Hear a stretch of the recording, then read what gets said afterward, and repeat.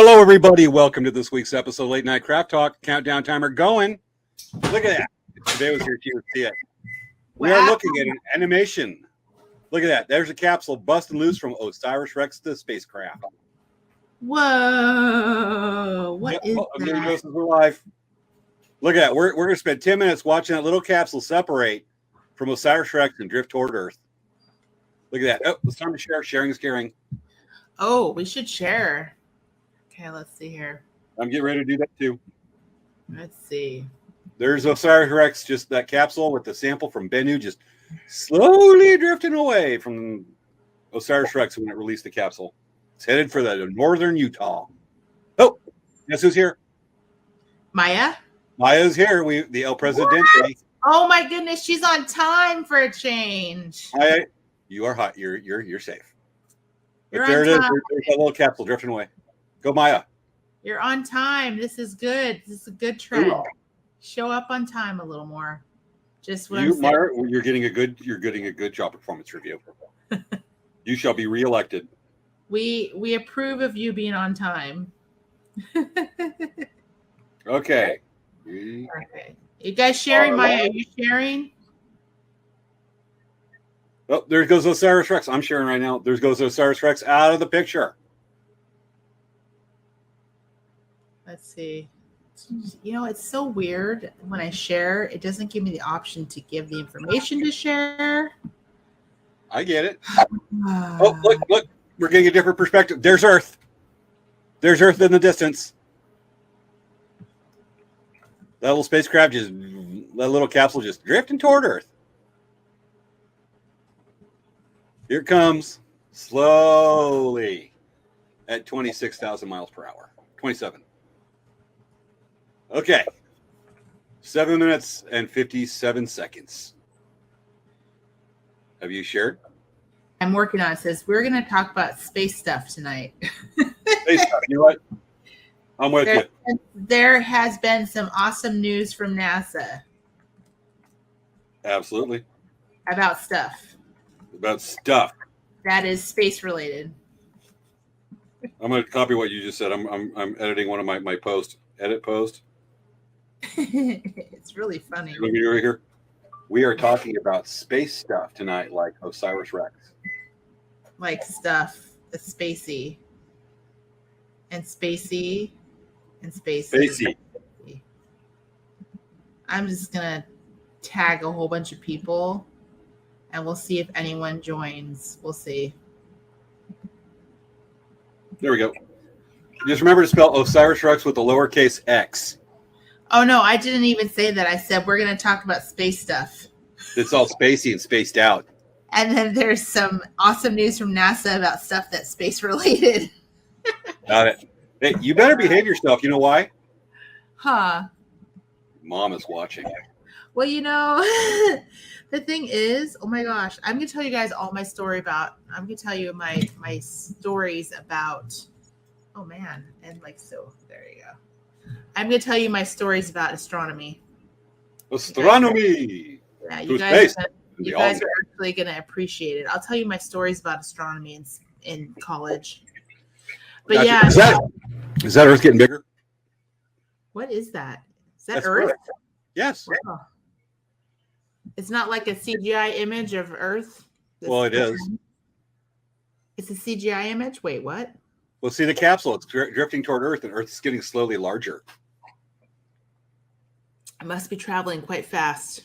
27,000 miles per hour. Of course, I also sped up the video. Right? Yeah, here it goes. Getting closer. You can see it's slowly getting bigger. We'll see what it looks like over the next 5.5 minutes. Why are you wearing a mask? I'm trying to like breathe the air so that I can breathe and watch space stuff. You know that's not how it works, right? You need an aquarium with a scuba tank connected to you. Oh, yeah, and space is a vacuum. You'll explode. Look, there's Earth. Wait, that was weird. It just like all of a sudden like jiggled. Well, that because I think it was a slightly different perspective. We're looking at it going like more toward the back end so it could go into the atmosphere. Yeah. Because I don't know anything about that video. Wink, wink, nudge, nudge. Getting closer. All right. Oh, we got people watching. Let us know who's watching. We know we got Maya. And yeah, Maya, thank you. We're back.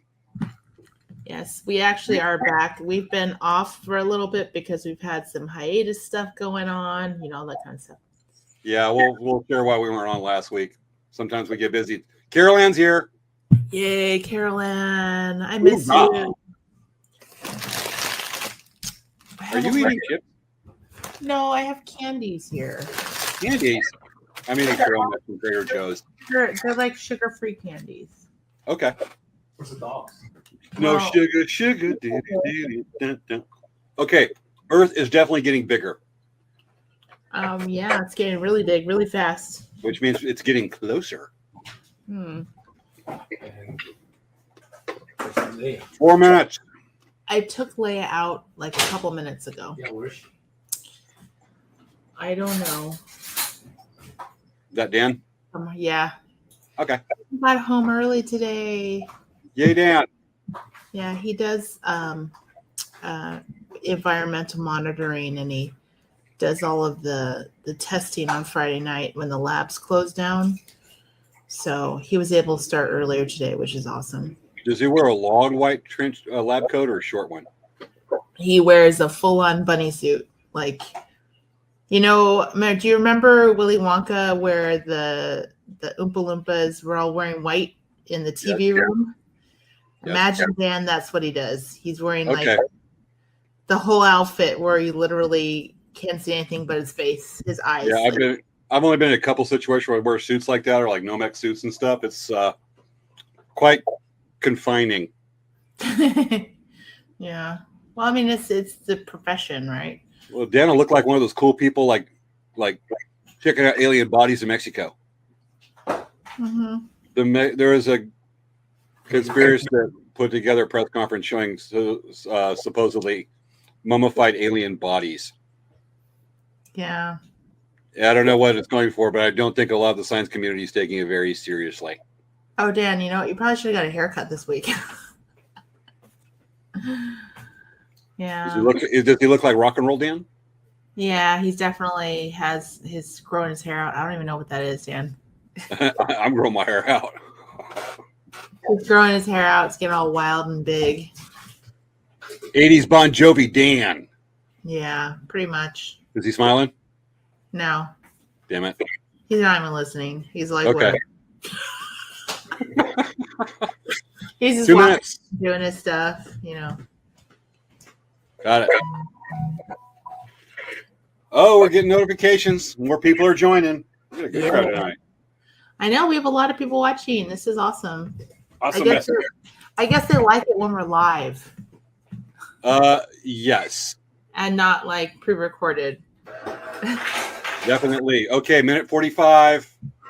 Good countdown time, folks. It's all about space. Look how big Earth's gotten. Wow, that moved really fast. That was there's a different perspective. It's not the Earth moving, it's just our perspective where I moved it a little bit further behind the capsule in the video. But I'm just confused. He's in the backyard. He's watching the rats. Mochi is totally infatuated with the rats in the backyard. Lovely. Carol Ann, I'm excited about the topic, and I do love Alicia's best. Cool. All right. Get closer to Earth. About the time I think it lands is about the time the show starts. Ooh.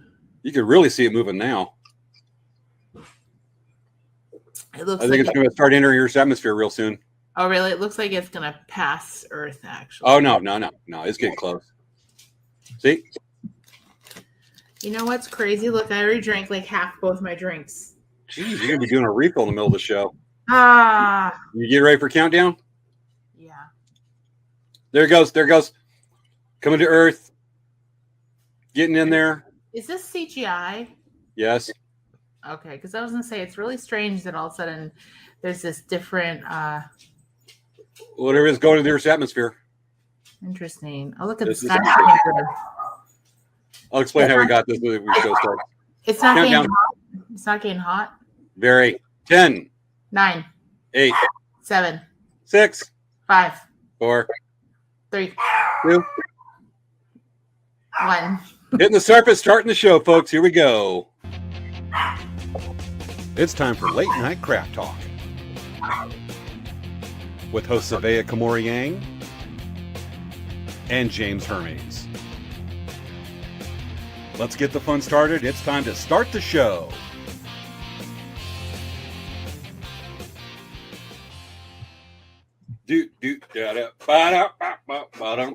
Live.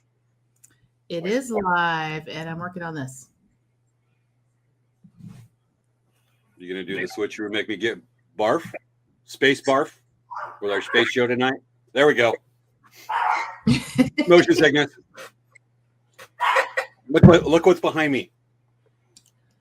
How do you even breathe? What's going on here? I'm blonde. I just hold my breath for several million miles worth of traveling. Mm-hmm. It happens that way. Folks, welcome to the night show. We are live. Here's proof. Poke. Don't do that. No. Do this, James. Put your hand up. We're high-fiving each other right now. High-fiving. You got to do this. Got to do film the cup routine again. Okay. Oh my goodness. Okay. So hey everyone. Thank you for watching our show. We are live tonight. We do this show every week.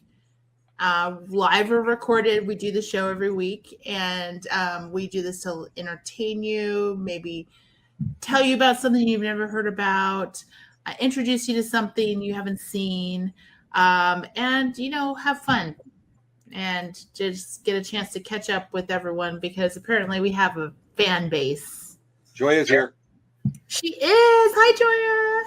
So we are, like I said, that's what our show is about. Make sure that you like and subscribe to our Facebook pages, our YouTube channels, our Instagrams, our Twitters, our Twitches, all the social media things. I'm liking everything right now. Mm-hmm. And then also, if you get a chance, share our posts share our videos on your social media, because that's how we grow. That's how we, share our word.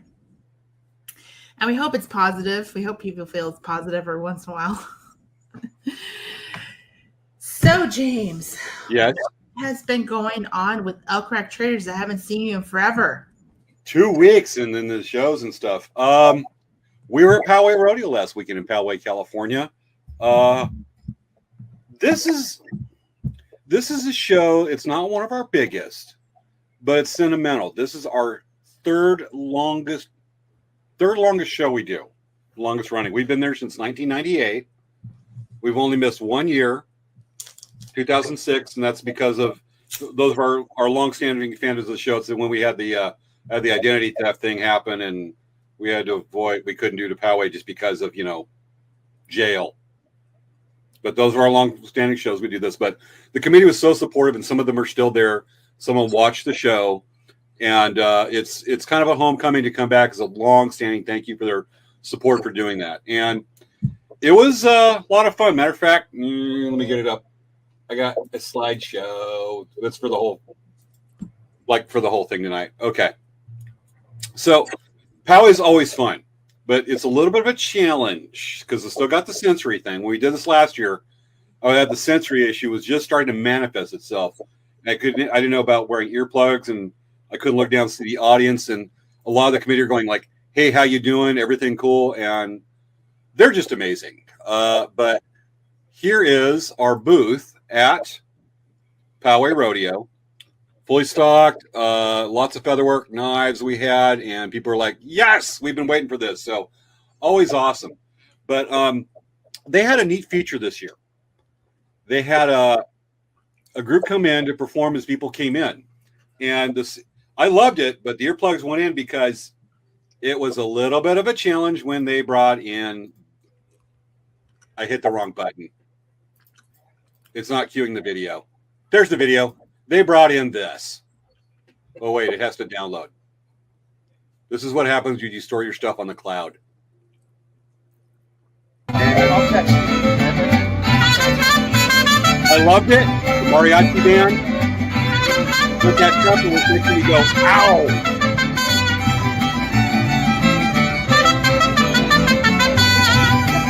I'm going to get a copyright notification for that.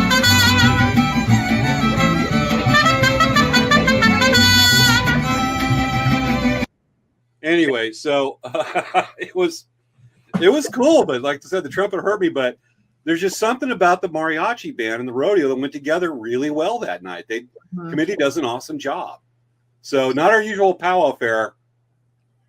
Mariachi band and the rodeo was pretty cool. With that, what's going on with Dancing Bear Indian Trader? Well, we felt really bad that we didn't go to Verona, but we just had so much on our plate to get ready for Salmon Well and the shop hop. And then we went to Salmon Well, and my mom, I haven't really announced it on Facebook, but my mom, she had a lot of hip pain. And so we ended up having to cancel going to Bishop, which that was kind of sad because we've been to Bishop. We've never missed a year of Bishop. And so that was kind of sad because we had to cancel that. And my mom and I were really sad the whole weekend. And this week, we are not going to San Ynez powwow because my brother's getting married tomorrow. So we're going to go to my brother's wedding. So, I mean, we're kind of sad we're missing out on this too. But, you know, we have to prioritize family things. That is important to us. And so, unfortunately, we're missing out on San Ynez powwow. So that was a couple things. We did bring my mom to the doctor because her hip was hurting really bad. We haven't heard back from them about the x-ray results, but we're pretty sure it's going to be a hip replacement. So we already know that that's going to be a situation, but we're waiting to hear back from the doctors because they said 4 years ago she already had severe arthritis in her legs or in her hips. And so they already said, you know, back then, I mean, she already pretty much was in a situation that they would consider hip replacement at that point. So, so I'm worried about that. And then I'm trying not to be a downer, but my mom, some weeks the weight feels a little heavier than others. Yeah, and so then this week, today, my mom's dog Rocky passed away. So that was a little hard. I mean, he has been a very difficult dog to deal with. He's very feisty and likes to bite me, my mom, Dan, the dogs, likes to cite riot dog fights with the dogs. And he passed away this morning. He was over 20 years old. So I think he was like almost 20, maybe 20 to 25 years old. And so we're just kind of, you know, going through dealing with losing a dog. So the last 10 years that dog's been saying to you, get off my lawn. Yeah, that means but that's incredibly well, but that just tells you how much he's loved and cared for.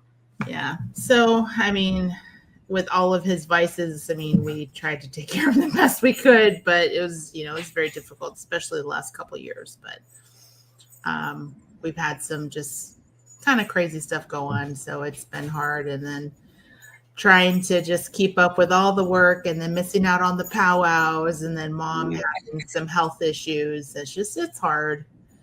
So anyway, that's what's been going on with Dancy Bear. And then we do have the bead retreat coming up. So today is ultimately the last day to get the hotel discount. So, I mean, you have literally 2 hours to call the hotel and make a reservation if you want to go and stay at the hotel. It is at $209 a night, the special rate. Normally it's $350 a night, which I can't even believe hotel rates nowadays. I remember you could stay at the Hampton Inn for like $129 a night, and that was not considered expensive. I remember used to get hotel rooms during a powwow for $25 or $30 a night and went, oh, that's a little bitch. But some of those hotel rooms are $25 a night, like Motel 6 were really scary. So, I mean, you could stay at the Hampton Inn for $129. Now it's $350. So it's like, oh, shoot. Anyway, but crazy stuff. But the Bead Retreat is coming up in a couple of weeks. So for sure, sign up if you want to. It's going to be a lot of fun. You don't have to have bead experience. It can go from very beginning. Everyone can, anyone can participate. So I would love it if everyone, could come to our event. We put a lot of work into it. Every year we've done this event for 6 years now. It's a lot of fun. Do tell your friends about it because, like I said, it's a great thing. We're teaching 4 classes. It's going to be a lot of fun. So anyway, that's what's going on with everything right now. Gotcha. Seeing a stopwatch here. So for this next part, before we go in the main body of the show, we're going to get you all ready. We're going to get you all ready for the visual feast tonight of space. And we're going to do a little section here we haven't done in a while. I'm going to put on my smart hat. And we're going to play a game called Look How Smarty James Is. How smarty smart. I'm going to put on my smart hat. Okay. Okay. So that thing's like invisible. It's just weird. Okay, I'm wearing my smarty hat. And y'all know that like this semester I'm taking cultural anthropology. And here's the jaw dropper I'm also taking, and I'm on week 3 now of this semester class of general psychology. Tomorrow I have to write an essay on the Gestalt perspective of human senses. Yes, I'm not speaking Chinese, but I have to do an essay. But one thing is reading through it about the senses. There's this really neat thing. I went, oh, I got to show this on the show. Now, folks, put your thinking cap on, your smarty smart head. And, well, right here, here's Jen shining off right now. I just You turned tried to it do off. the same thing I did. Yes, she is. She does this as a penance for dumb people like me. All right. Now put it off to show this here is let's go over quick theory here. Color and visual system. Color perception. Y'all can read this. The brain is a 2-stage process that represents 2 main theories. Trichromatic color representation. Light evokes different responses from the 3 different types of cone photographers in the retina. Opponent color representation represents the cones are combined and processed by a subset of retinal ganglion cells and by color selective neurons in the brain. Now, in short, we have 3 main colors we see. It's like the stoplights. Well, let's see, was it red, green, and something else. 3 chromatic colors. White, yellow, yellow. 3 chromatic colors, and it's a combination of all these colors that make the other colors on our visual spectrum that we can see. Now, there's parts of your eyes that when you look at an image, it's not so much that when you look at it, it seems bright, but if you look at it for a while, this part of your eyes, these sensors, or cones actually, get tired, or let's say bored for another sense of looking at that color. And it's like, okay, it kind of dulls, there it is. But when you take it away, then it's like, whoa, where'd it go? But I'm used to looking at that color. And there's a lot of other human senses that are the same way, but we're going to concentrate on visual. James, Right. Yes. do you know that if you stare at something, like you stare at the color red, you stare at something red for like 10 seconds intensely, and you look at a white sheet of paper, that you will see that same image in green? You're actually going to cover that tonight. For those folks that don't know that, we're actually about to do that. Now, right now, we're going to give a very good example of opponent color representation. Look at those colors right there. At the level of the retina, most humans have 3, some have 4 types of color cones. Humans as active, there's 4 primaries. Color sorting after images is basically what I just said here about a minute ago. And the evidence of the level of retinal ganglion cell, blah, blah, blah, blah. Anyway, so to give an example of what we're talking about, what you read here, I want y'all to stare at the next image, stare at the center, and you're going to see that square with the blue, the green, the yellow, and the red. I want you to stare at it for 30 seconds. Stare at the center of that square, the very center of the image. You ready, Svea? Yeah. I'm going to set a timer. We're going to do it for 30 seconds. So here is, stare at this image for 30 seconds. Look at the cross look at the cross. Like look at the cross. Look at the center of that image where the four colors come together. Stare at it right now for 30 seconds. Don't move your eyes. Don't move your eyes. Image. Same image. You're going to see the images start to glow around each other. You'll see a little bit of glow. Stare at it for 15 more seconds. Look at it in the center. This is cool, folks. You got a big screen. You got a phone. Hold it up. Look at that image. And let's see what happens now. You should see for a few seconds the opposite of where each color is. You see the spectrum opposite had there and then slowly go away. And all you're seeing is actually gray squares right there in the image. Did you catch it, Svea? Yes. That's pretty cool. I've known about this for over 20 years, and I think it's the coolest thing ever. Yeah, I know too, but I want to bring it back just to show our folks it's this cool thing, just to show how smart we are. Obviously, from Jen, you don't need a special hat to show that, and I do. Yes, Joy, it's weird, but it's cool. All right. You know, when I was in college. Oh. Wait. Let me show you something. Okay. I have it in my stuff here that I can show you. Okay, because I got one more image, and it's going to make everybody go, God bless America. Okay, well, let me show you something really quick. I'm trying to take all this crap off of it so I can show you. Okay. So now this is the perfect example. Okay. So now you guys were looking at red. And then at the very end of looking at that, you saw green. Purple was yellow. Blue was orange. So you see the opposite color of the color wheel that you saw in that image. Just so you know. Okay. And here's a great example of seeing the opposite image. Now, this next image, you're going to see a little white dot in the center. Stare at that little white dot at the center of the image for 30 seconds. Ready? Okay, I'm ready. Let's bring it up. Okay. Folks, stare at this image. Stare at the center. You'll see the little white dot in the middle. Stare at that white dot for 30 seconds. Do not move your eyes. Continue staring at the white dot. Stare at the white dot for 30 seconds. Just focus and stare at that white dot. Stare at it. Don't let your eyes drift. Look at that spot. And this is a great example of opposite colors in your phone, the cones in your eyes. This is cool stuff. And you start to see a little bit of a glow around the color. It's really cool. Yep. All right, 10 more seconds. Stare at it right there, folks. Ready? And then 5, 4, 3, 2, 1, 0. You should see a U.S. flag. Yay. That's so cool. That is a great example of the opposite colors. Yeah, I'm still seeing a flag right now.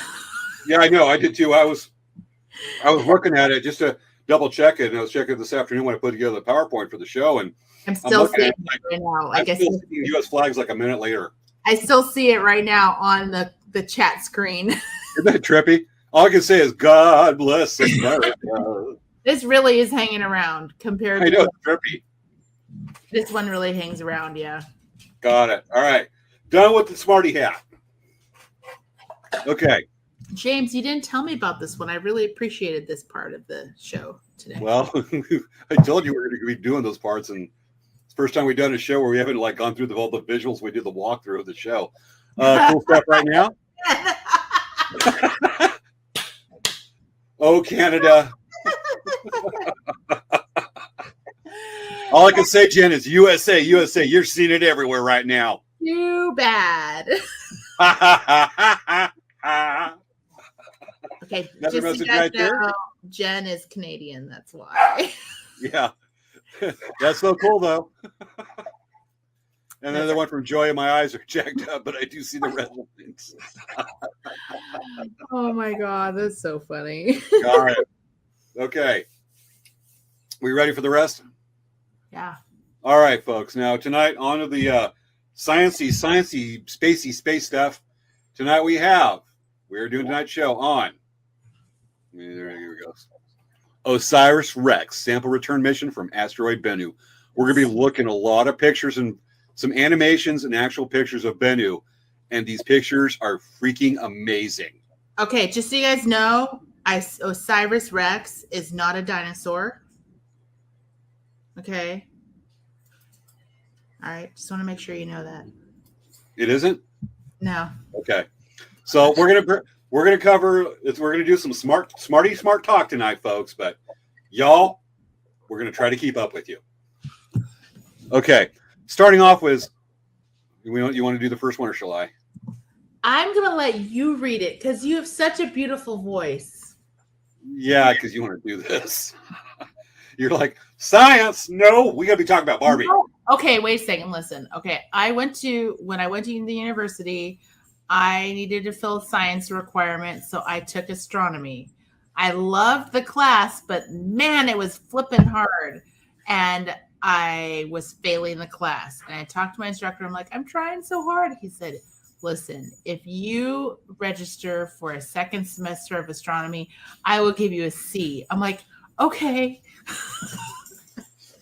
So it's something I really love. I just don't really understand all of the concepts of it. Gotcha. And for some reason, Jen's got to point this out.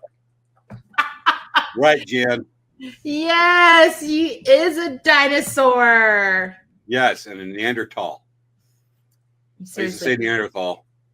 That's pronounced Neanderthal. Jen would be the best heckler at any comedy show. She would be the funnest heckler ever. Totally. Okay, let's start off with, what the heck is OSIRIS-REx? Yeah, what is that? What is that? It stands for Origin, Spectral Interpretation, Resource Identification, Security, Regolith Explorer. It's basically, that's the acronym. The goal of the mission is to send an unmanned spacecraft to collect samples from near-Earth asteroid Bennu, and then bring samples back to Earth, which it actually did. With the capsule came into the landed in Utah, which we'll be covering. It just did this last Sunday morning. So needless to say, Svea is going to go, I bet James is going to do a show on this. And then she gets a text from me and she's like, I won that $20. She made a bet. So Svea, as we're looking at this. James, I made a bet with you. I owe you $20? Yeah, you do. Okay, darn it. So Svea, why the lowercase x in OSIRIS-REx? Because there was a typo. Are you looking at the show notes? Yeah, I know. I'm being silly. Okay. No, there's actual legit, grammatical reason why there's a lowercase x. And it's more than we are in our knowledge of English grammatically. You gonna say it or me? Oh, you want me to read this? Or remember, it's a guide. Hold on, we're tag teaming a little bit. Okay, let me grab Mr. Grogu right now because I need to have him help me hold my phone because my phone. Yeah, and Grogu is of space. Yes, it's appropriate that he's holding the phone like this. Look. By the Force. Gotcha. Okay. Okay. So, let's see. Okay, why is the lower x in there? It's because the lowercase x denotes that the word explorer after the uppercase e, it sounds better than saying OSIRIS-REx. Oh, yeah. Yeah. I think it does roll off. OSIRIS-REx. Yeah. Or again, right there, she combined it with me, Rexosaurus, but better than OSIRIS-REx. Yeah. Definitely. Okay. Now you're probably wondering, folks, why asteroid Bennu? What is so significant about this thing? Well, this stupid thing works. Okay. This is OSIRIS-REx. We're going to explore more of this image in close-ups, but Bennu was chosen as the target for the spacecraft OSIRIS-REx because it is considered a time capsule, actually, weirdly enough. It is from the birth of the solar system, a capsule from the birth of the solar system. Bennu, as you can see from the picture, has a very dark surface and is classified as being highly carbonaceous. Carbonaceous is a real word. It is. It's when you have too much soda? Yes. Though I don't think if you shake this asteroid up and then pop the top, it's going to fizz everywhere and blow in your face. Yeah. If it does, it'll destroy the world, not the world, but definitely a large city. Mm-hmm. It definitely looks like a soda ball.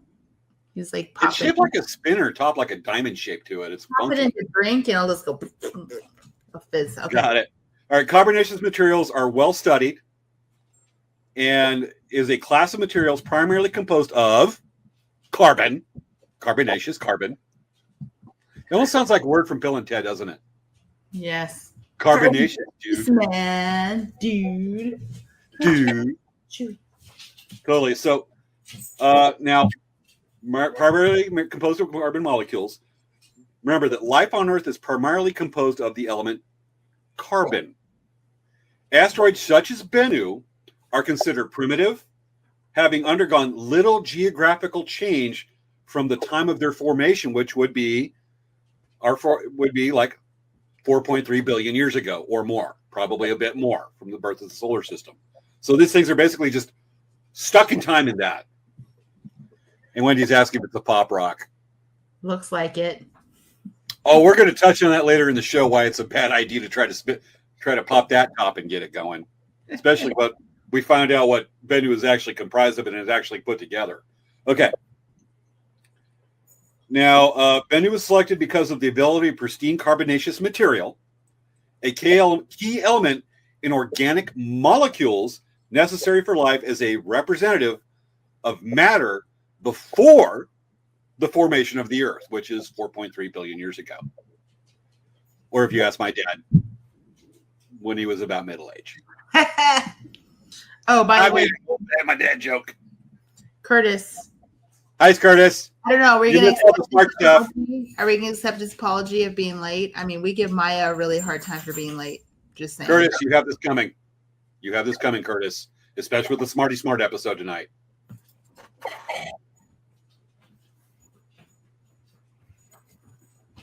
Okay. On with the show now. Okay. Now, we talked about blocks a lot. Key elements now. A key element, organic molecules necessary for life as representative of matter before the formation of the Earth. Now, there's this thing called amino acids. There we go. Okay. Now, amino acids are molecules that combine to form proteins. Amino acids and proteins are the building blocks of life. Organic molecules, such as amino acids, have previously been found in meteorite and comet samples.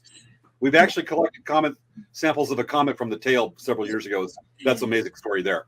Now, this indicates that some ingredients necessary for life can be naturally synthesized in outer space, not just in Earth. James. That's cool. Yes. This looks like, we put the slide up again. I just want to do something that wasn't copyrighted. This is like this is like superhero hands or something. That's what it just reminds me of. It's like a hands of godly science. There's the supernatural hands. They're like, boo. Okay, good. I'm thinking of a couple movies, including what's that one that was a prequel to Aliens? Wendy, you're smart, Curtis. You probably know too. Let us know in the comments. Okay. Oh, by the way, yes. Maya, the president, said, give him the look, which we did. And then Maya said, I'm glad it's not me this time. Maya, apparently you missed this. Ready?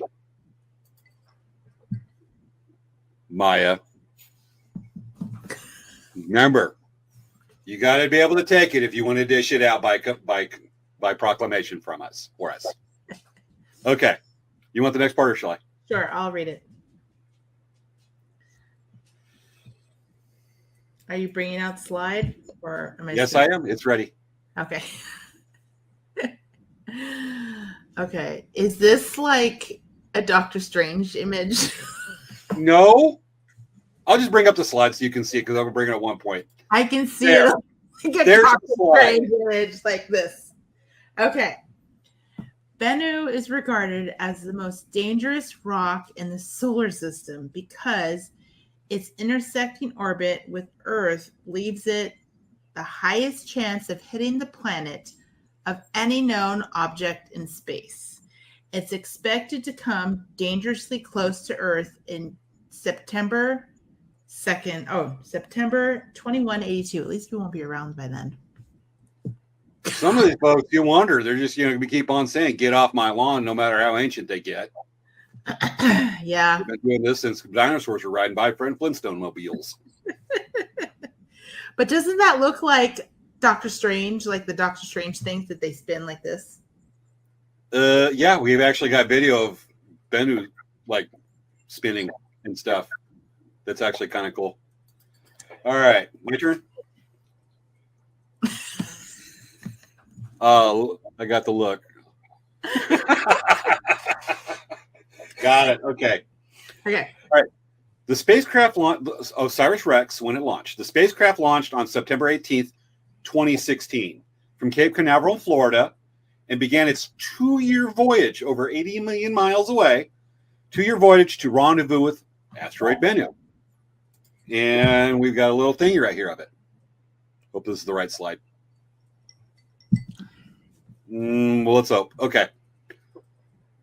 Now, OSIRIS-REx entered the cruise phase shortly after separation from the launch vehicle, the rocket, and the spacecraft actually made a flyby of Earth for a gravity assist on September 22nd, 2017. This helped make it the final adjustments on its course to asteroid Bennu.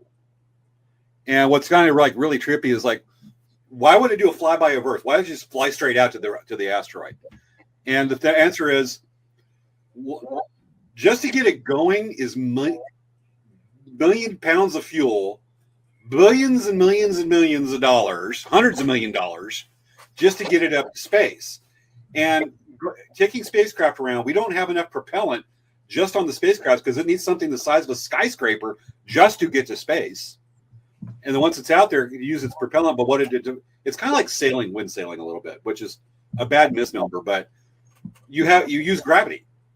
And there's one case, and I'm trying to remember which one it was. It's the one that does a polar orbit of Jupiter.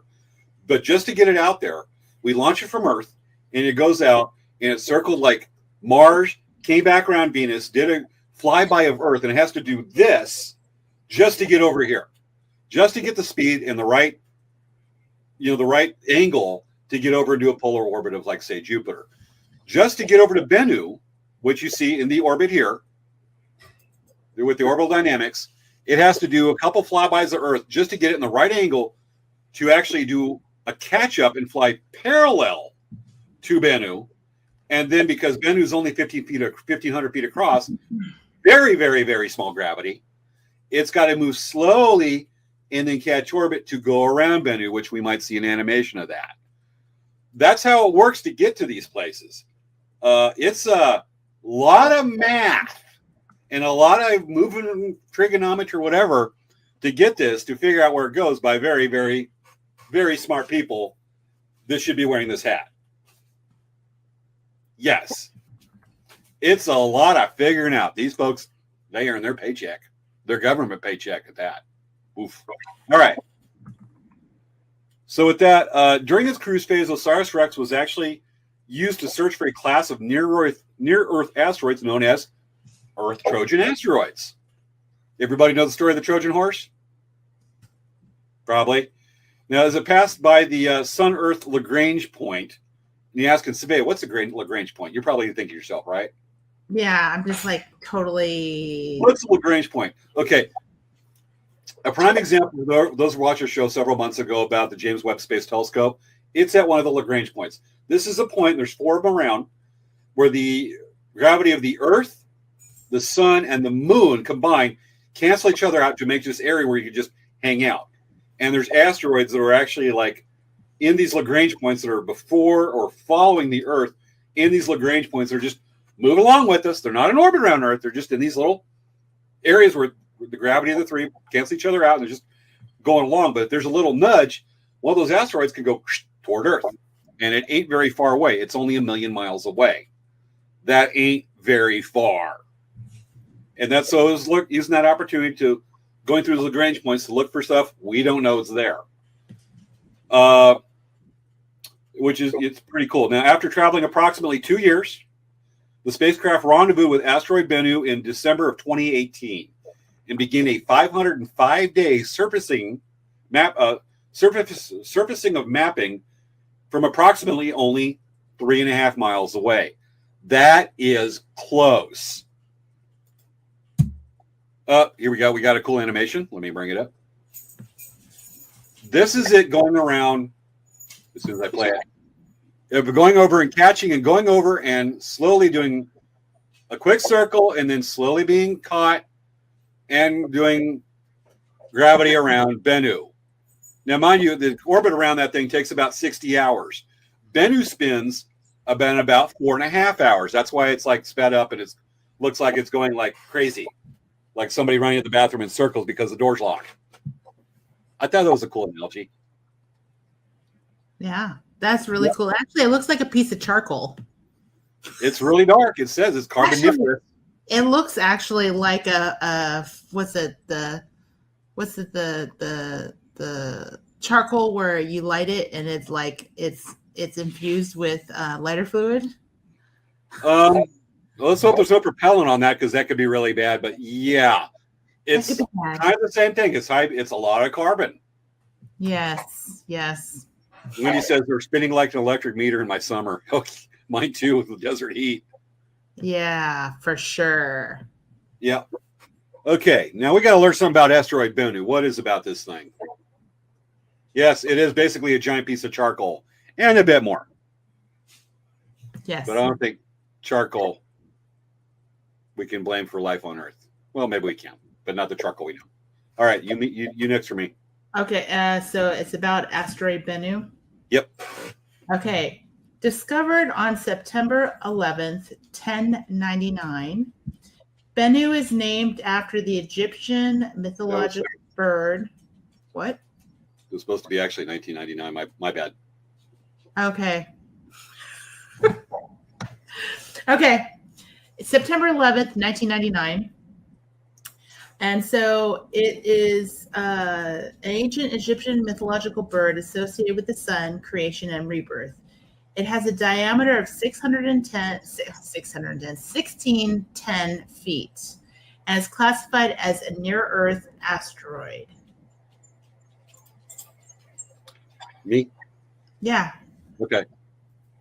Now, Bennu was observed extensively by the Arecibo Observatory and the Goldstone Deep Space Network. Yes, we have those things. And using deep space, using radar imaging to map its shape and composition. You're actually looking at that first radar image to decide the composition and general shape of Bennu. This is the image from the early 2000s.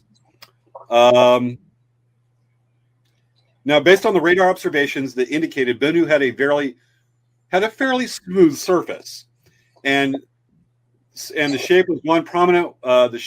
Smooth shape and surface, and was prominent to. There was one prominent boulder that stuck out that was about 30 to 50 feet. It's amazing, even then, with this, that they can deduce those things. Yeah, you can even see. Well, yeah, you can even see that it has a little hump that keeps. You can. And it keeps spinning, and you can see this formation coming up every time. So yeah, I would think that they could deduce that easily. Because even if you squint your eyes a little bit and you look at it, you can see all the texture in the asteroid, and you can see it's like an actual formation of like a. Definitely. Well, you probably see the comment from Curtis. Curtis, we'll be talking about that over the next few minutes, actually. But one thing is, we do have a question of mine: how many asteroids actually hit the Earth? When they hit the Earth and they enter the atmosphere, it's actually known as a meteor. It goes from asteroid, the name goes to meteor. Didn't you note that it's entered Earth's atmosphere? If it actually hits the Earth's surface, it's a meteorite. And if one of our viewers can actually Google or look that up for us, let us know and we'll answer Maya's question right there. Okay. So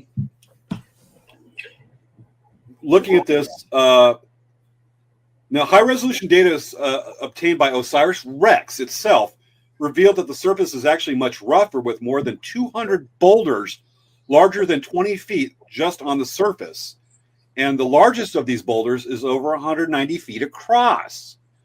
Here are some images.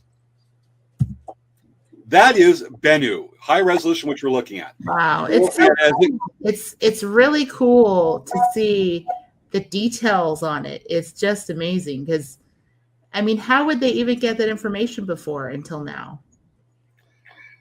Just seeing it, there's a lot you can infer from just the radar images, just from that. But actually, this is what surprised scientists is just they thought it was a smooth surface. When they got there, went, oh, it's a big old ball of clay or a dirt clod.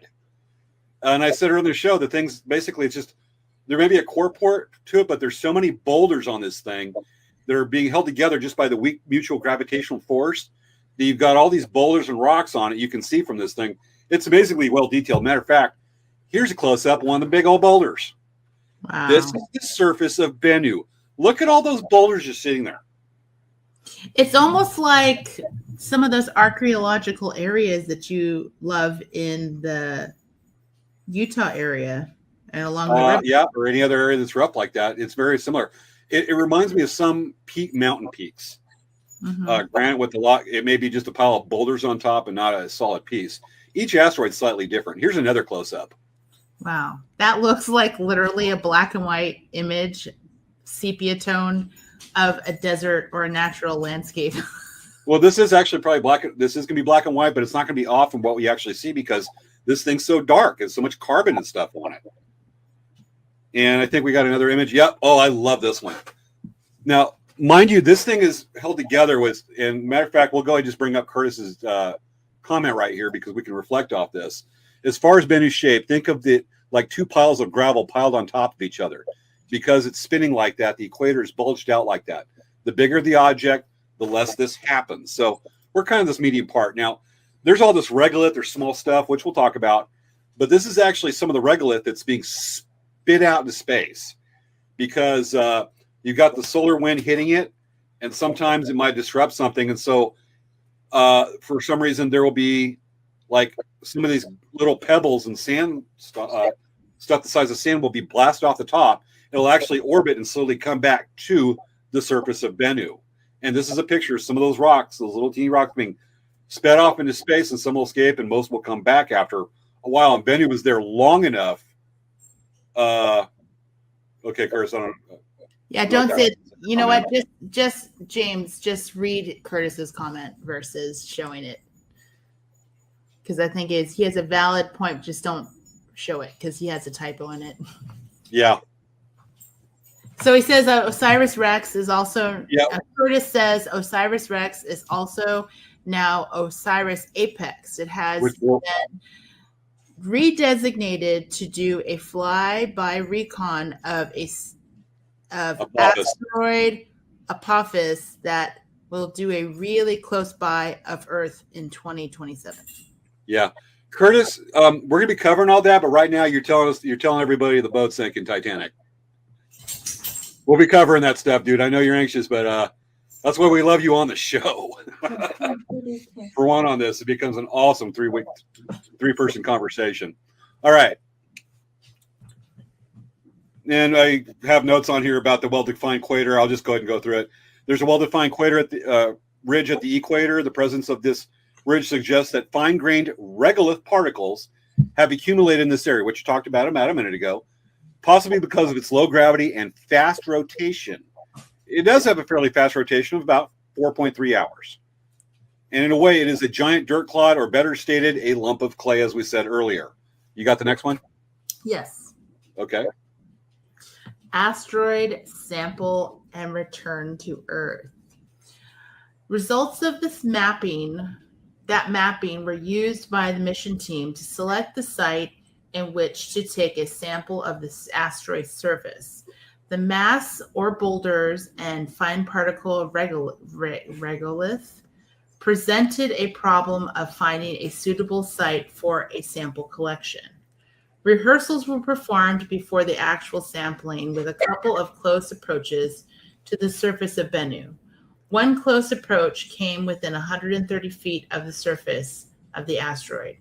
After a year, the mission team selected a sample site called Nightingale, located in a northern crater 460 feet or 140 meters wide. The crater is thought to be relatively young, and the regolith, I hope I'm saying that right, or rocks and dust is freshly exposed. This means the site could likely allow for a pristine sample of the asteroid, giving the team insight into Bennu's history. Big time. Okay. We are looking at actual footage, which is coming in and actually collecting the sample. This is an amalgamation of images to make a movie, and I actually think it. A couple of the slides got. Yep. One of the slides got. There it is. Okay. There we go. One of the slides got mixed up. All right.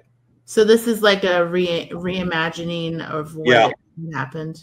Yep. October 20th, 2020, OSIRIS-REx unfurled its robotic arm, which you see right there. This is a animation. This is not the real thing, of course. Anyway, in a first for NASA, briefly touched down on asteroid Bennu, first time for NASA, to collect dust and pebbles from its surface in a maneuver known as the touch and go or tag. And we're actually going to go back to that slide. This is cool stuff here, but you can see where it's touched down, and because all that regolith, it stirs up all that dust, which was a problem, actually, with the asteroid sample. And here it's doing, it's just cutting up. This is probably not much off, but this is a really dramatic representation of what happened. And it's actually, that did disturb the crater, not the bottom of Nightingale crater distinctly, which I don't think I included a picture of it before and after, but it left a pretty good 8-foot wide crater on this just from touching that. And now we go back to the actual video. This is actual approach, touch, and it blew out a little bit of nitrogen to disturb those particles to get it in its sample jar. And here it is coming back, and look at those particles it does. So that ain't much off from the animation. So how hard or how fast did the probe actually touch the crater? Was it going at 5 miles an hour, 10 miles an hour? Was it going really fast, or it literally was going very slow? Okay, very slow. Very like this. I don't remember what it was. I don't remember it was inches per second, but it was very slow.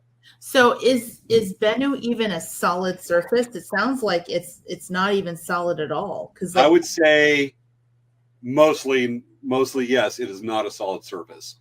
It's a big ball of clay. It's a bunch of stuff held together by mutual gravity of rocks. Maybe a big core rock. And let me get out this animation. So is it kind of like basically in the ocean there's a trash pile that as individual pieces, it's not really a big thing, but it just becomes a big thing because the way that the ocean just swirls and whatnot, it becomes this big mass, but it's not really a mass. So it's kind of the same idea. Roughly, yes. Okay. Right there you have maybe viscosity and other things that will hold it together. Think of a dirt clod where you have some kind of mutual attraction, or you got to have some moisture that's holding it together. But in this case, that moisture, the factor holding these rocks together is gravity. Everything has gravity. You have gravity. I have gravity. My anvil right here has gravity, though it often seems to repel more of Svea.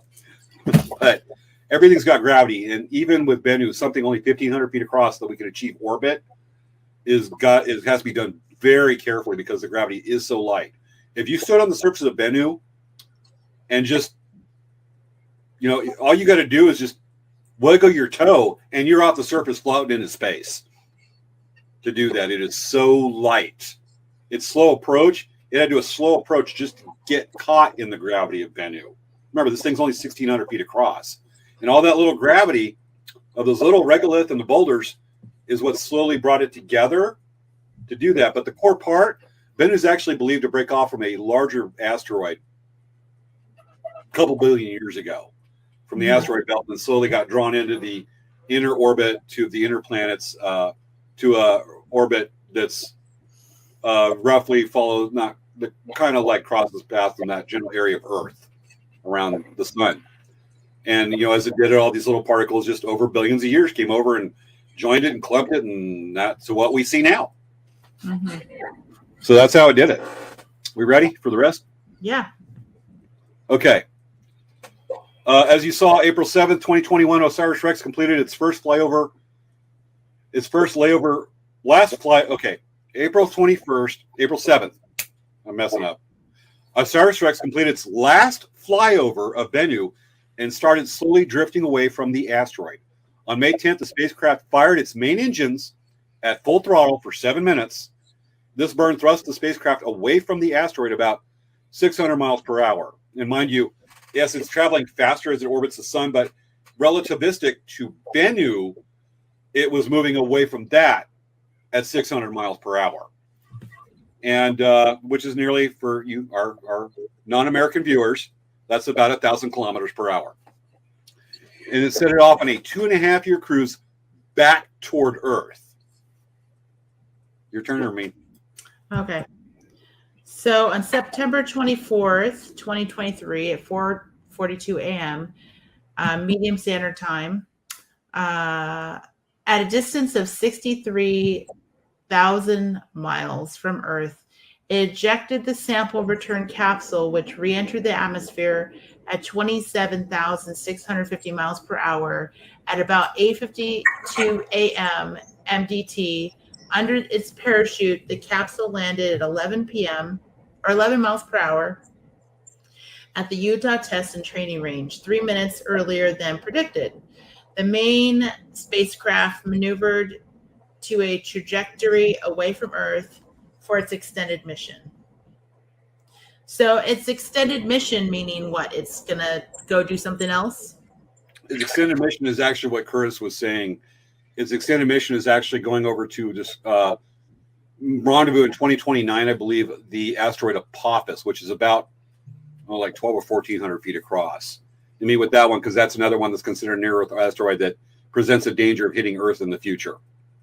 Mm-hmm. Relativistic future, which would be the next couple hundred years. This is animation of the capsule actually coming into Earth. It's not, of course, the real thing. There's some video we were hoping to play of it actually entering Earth, in Earth's atmosphere, glowing. When it was taken from a thermal camera over Idaho and Washington, where it came back, Northern California, where it came back in. But this is the animation where it's coming down and landing in the northern Utah desert. Mm-hmm. So as it does that, we've actually got pictures of where it landed. And this is last Sunday morning. Here it comes in with that. The parachute and everything. Mind you, this is the same capsule. Let me go ahead and slide up. This is the actual pictures. That picture in the upper left, that is the actual picture of the capsule parachuting to the surface of Earth in northern Utah. Wow. It actually came in 3 minutes early, which is probably a mess up on the math, somebody's math right there. And there is the actual capsule, and this thing landed in a pile of sand perfectly. And look how charred it is. Now, I'm going to go back a little bit. There is the capsule right there where the sample is actually being put in the capsule on OSIRIS-REx as it's orbiting Bennu. This is a couple years ago. The actual capsule. And there is the actual capsule after going through its atmosphere. Look how charred up that thing is. It burned at several thousand degrees. It entered its atmosphere at like 26,000 miles per hour. And then, had one parachute to stable its angle coming into Earth's atmosphere. And then the other parachute to slow it down to 11 miles per hour. And it went on that pile of sand out there in northern Utah. That's cool. And now that when it was actually collected, this is the actual team shortly after touchdown that actually wrapped this thing up in thermal blankets, the capsule. And this thing is tight because it wants to keep that jar, and it wanted to collect like 8 grams of sample. There was so much it collected that it's about equal to a cup, which is about 80 grams. This thing got way more than they thought they were going to get of this, of the sample. Matter of fact, there was so much. Let's go back right here. Look at that. That's the little robotic arm. That's the end where it collected the sample, blew the nitrogen. Look at all that debris that collected on that thing. It was floating off. This thing it He wanted just like, a few grams of the asteroid. The asteroid's like, oh no, buddy, it just keeps on piling on. It collected so much and so much debris got in this thing that it clogged that up. They're wondering if they would be able to seal the capsule correctly because of all the little dirt and regolith floating around from this sucker. Wow. And that's an actual image. And we go back to this. So it's interesting. We have an interesting comment from someone on Twitch, and they're saying, why are they spending so much money on a rock when the Earth is full of rocks? It made me laugh a little because I'm like, okay, I get it. I see that. Not all rocks are created the same. We'll briefly touch back early in the show, because these rocks on a pile of rocks out in space ain't what you find on Earth.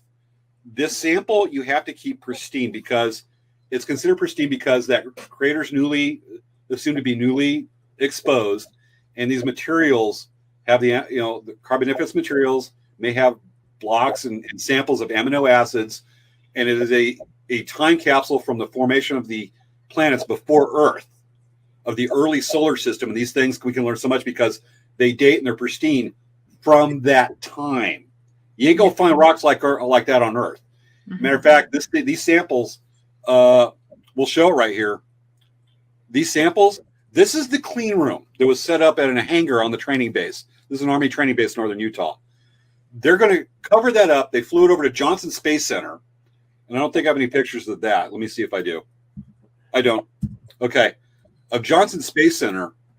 And this thing's kept in a vacuum chamber, or kept in a chamber with a nitrogen feed, so there's no contamination from Earth's atmosphere. Anything to keep this thing pristine. They have to do that because the thing is, they don't know really what's in it as well.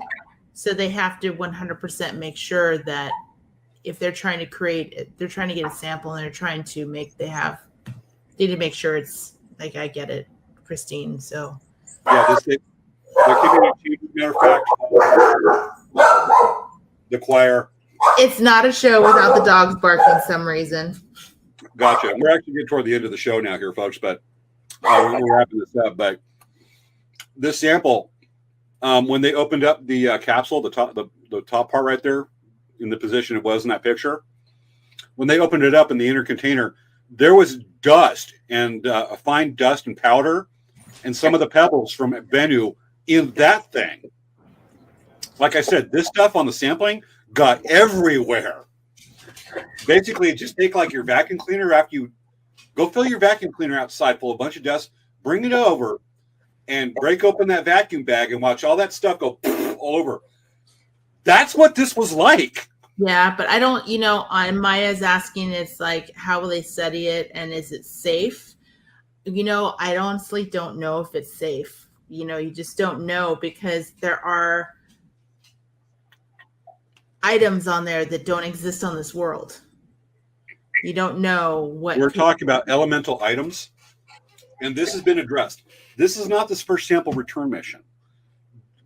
Japan has had 2 with the Hayabusa missions, and I'm probably pronouncing that wrong.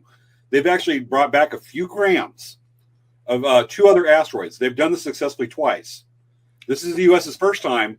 We just happened to get a whole bunch of it, to the point I don't have a flag in front of me. Otherwise, I'd be going USA, USA, USA. It's like our Big Macs. We have oversized hamburgers, and we bring back oversized samples of asteroids. Yeah. And so this is not a new thing. And the precautions that are taken, is it safe? We're talking about elemental pieces here. This is not vegetation from another planet. And the fact is that it's kept, these guys are in, sealed suits. It's kept in a chamber, separated. The process to keep these samples pristine is the same that will protect us if there is theoretically any contaminants, which is highly unlikely, from these. This is not a sci-fi movie, though it's really cool stuff. It's amazing stuff.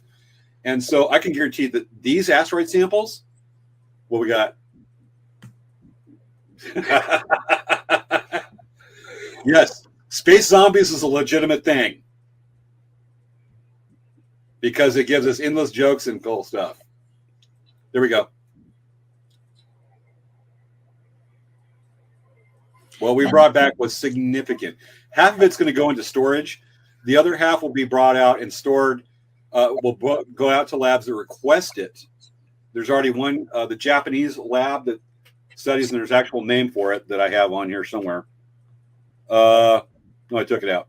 But there's actual Japanese lab that will study this.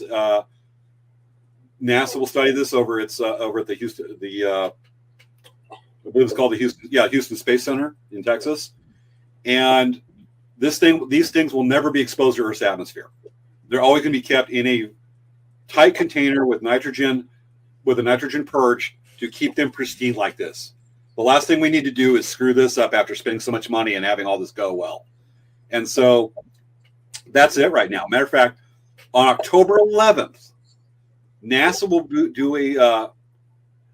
do a press conference to show their findings. They're going to do the initial study of some of the particles that were left over that were not in the sample canister. That was left over from removing the capsule and some of that stuff. So, the regolith there, they're going to do preliminary tests on it. They're going to share their findings and share pictures of the actual sample container that's been so much effort's been to preserve it and keep it pristine. They're going to actually show it and how much we got and show their findings. So I'm pacing the floor in that respect for October 11th to hit. I know Curtis and Wendy, you are too, probably, and a lot of our viewers. And with that, to go back with what Curtis was saying, the extended mission. You want to talk about that one? Okay. And then remember, we gotta wrap it up. Oh yeah, because it's 11:01. We're there. We're actually ending about on time. Okay. When it delivered the sample of asteroid Bennu to Earth, the OSIRIS-REx spacecraft had completed its primary mission, but the spacecraft didn't land back on Earth. It's continuing on to a new mission with a new name. That's OSIRIS-Apex. The spacecraft will explore Apophis, an asteroid roughly 1,200 feet, roughly 300 meters in diameter, and will come within 20,000 miles of Earth in 2029. Yeah, and it just reflects what Curtis was saying, OSIRIS-Apex right there. Except it's all capital letters in this case with no lowercase x at the end of it. So do that. And a couple things that Curtis wants to point out is that with the robotic arm when it touched, it's basically an over-engineered pogo stick. Very correct. And the general, mostly loose aggregator route about a foot and a half deep, not foolish and a half deep, obviously, but foot and a half deep. Then it starts getting solidish the more you go down, as we were talking about. But Curtis put it so well. And that's what we got on this. Hide comment. There we go. Okay. So that's what we have for it. There's a few things we could have gone over, but just remember the sample capsule. If you thought it was being, people were just picking up, putting back the truck. No, it was actually lifted by helicopter over to the portable clean room that was set up at the hangar. There's other stuff we could go over, but there was a question. We'll be covering this as a show, as a whole topic, the findings from the press conference on October 11th. No. Will we address it and talk about it during the show afterward? Yes, we will. Yes. We have a whole other thing we're doing in October. So for those of you who follow our show, know that I love Halloween. I mean, I'm wearing a candy corn sweater. Wait. You do? Yes. So James and I do our entire show about Halloween the month of October. So we've been planning our whole October schedule and show configuration for October as Halloween. So we can revisit the findings of OSIRIS-Apex and I guess Apex in from OSIRIS-REx. It's now OSIRIS-Apex. Yes. So we will revisit the findings after our Halloween extravaganza.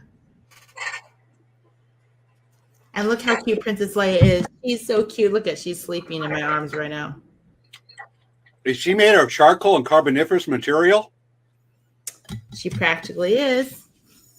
She looks like a regolith of fur. Okay. Yes, folks, next week starts our four-show week build-up to the end of October to our Halloween special. We'll be going over our cool things about Halloween.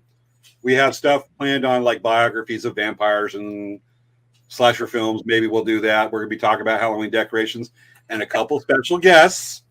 One of them might be named Dave. One of them also might be named Uchansky. I get it right? Yes, finally. Uchansky. I have a history. How many years? 3 years now? No, it ended when I got corrected so dramatically on the show last time he was on. And we might have, for those of you that follow my Facebook, we might have Penelope as a guest on our show coming up. But it's all about the greatest non-religious holiday, but some of us love it so much it might as well be the religion of it, Halloween. Halloween. Yep, coming up. All right, this has been this week's episode of Late Night Craft Talk, the Smarty Smart Edition STEM show, kind of, Florida. Yep, spacey space stuff. And hope you folks enjoyed it. We love talking about it. This has actually been one of our more funner ones of STEM shows. We'll have to do one on volcanoes. By the way, you guys, if you get a chance, yeah, it is time to watch Black Pumpkin again. Just so you know. Did you get the message right there from Maya? Yeah. Princess Leia's like, hello. Got it. Hello. Thank you, Julia. Tonight been fun. Awesome stuff. Just remember, when you go over there, you can watch the movie. Maya said, "Look, don't look at the movie. Don't look up." Fun movie you can find. I think it was on Netflix. And otherwise, science. And folks, you just remember when you ever get a chance, you get out in the woods, you're out camping in your dark skies, look up and look at the amazingness that we have that's out there and how much we have to discover. And we learned just a little bit and touched on some of the really cool ass stuff like tonight. And we all know the word now, Carboniferous. Yes. And not OSIRIS-REx. Yes. Got it. Okay. Queuing up the credits. All right, folks. It's been another episode of Late Night Craft Talk. I didn't get it preloaded. And there it is. All right. Good night, folks. See you next week. Good night, folks. We'll be live. Live. We'll be Carboniferous. Always look up.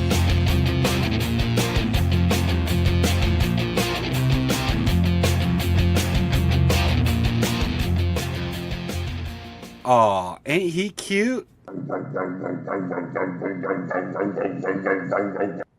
Good night, folks.